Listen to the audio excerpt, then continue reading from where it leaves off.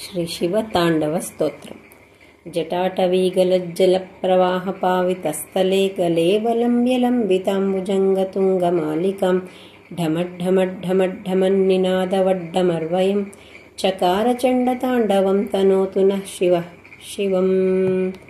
जटाकटाह सम्भ्रमभ्रमन्निलिम्पनिर्झरि विलोलवीचिवल्लरी विराजमान मूर्धनि धगद्धगद्धगज्ज्वलल्ललाटपट्टपावके किशोरचन्द्रशेखरे रतिः प्रतिक्षणं मम। धराधरेन्द्रनन्दिनी विलासबन्धुबन्धुरस्फुरद्दिगन्तसन्ततिप्रमोदमानमानसे कृपाकटाक्षधोरणी निरुद्धदुर्धरापदि क्वचिद्दिगम्बरे मनोविनोदमेतु वस्तुनि।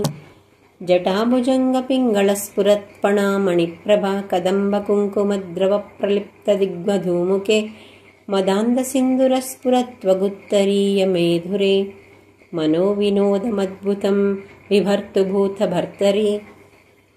सहस्रलोचनप्रभृत्य शेखलेखशेखरा प्रसूनधूलिधोरणी विदूसराङ्घ्रिपीठभोः भुजङ्गराजमालया निबद्धजाटजूटकः श्रियै चिराय जायतां चकोरबन्धुशेखरः। ललाटचत्वरज्ज्वलद्धनञ्जयस्फुलिङ्गभा निपीतपञ्चसायकं नमन्निलम्पनायकं सुधामयूखलेखया विराजमानशेखरं महाकपालिसम्पदे शिरोजटालमस्तु नः।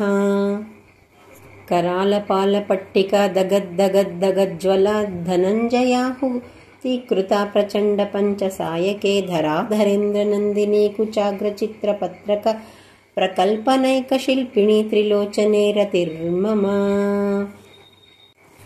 नवीनमेघमण्डली निरुद्धदुर्धरस्फुरत् कुहूनिशीथिनी तमः प्रबन्धबद्धकन्दरः निलिम्पनिर्झरीधरस्तनोत्कृत्तिसिन्दुरः कलानिधानबन्धुरः श्रियं जगद्धुरन्दरः प्रफुल्लनीलपङ्कजप्रपञ्चकालिमप्रभावलम्बिकण्ठकन्दलीरुचिप्रबद्धकन्धरं स्मरच्छिदं पुरच्छिदं भवच्छिदं मखच्छिदं गजच्छिदान्धकच्छिदं तमत्तकच्छिदं भजे।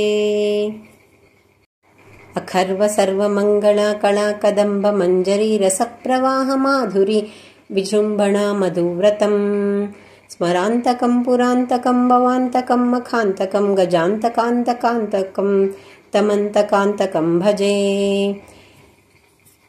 जयत्वदभ्रविभ्रमभ्रमद्विनिर्गमत्क्रमत्स्फुरत्कराळपालहव्यवाट् धिमिद्धिमिद्धिमिध्वनन् मृदङ्गतुङ्गमङ्गलध्वनिक्रमप्रवर्तिता प्रचण्डताण्डव शिवः।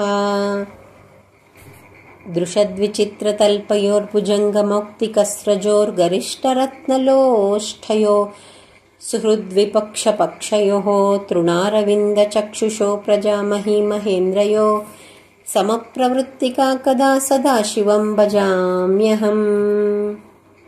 कदा निलिम्पनिर्झरी निकुञ्जकोटरे वसत् विमुक्तदुर्मतिः सदा शिरस्तमञ्जलिं वहन् विलोललोललोचनो ललालमा फाललग्नकः शिवेति मन्त्रमुच्चरन् कदा सुखी भवाम्यहम्। इमं हि नित्यमेव मुक्तमुत्तमोत्तमं स्तवं पठन् स्मरन् ब्रुवन्नरो विशुद्धिमेति सन्ततं हरे गुरौ सुभक्तिमाशु याति नान्यथा गतिं विमोहनं हि देहिनं सुशङ्करस्य चिन्तनम्। पूजावसानसमये दशवक्त्रगीतं यः शम्भुपूजनपरं पठति प्रदोषे तस्य स्थिरां रथगजेन्द्रतुरङ्गयुक्तां लक्ष्मीं सदैव सुमुखीं प्रददाति शम्भुः इति श्रीदशकण्ठारावण विरचितं श्रीशिवताण्डवस्तोत्रम्।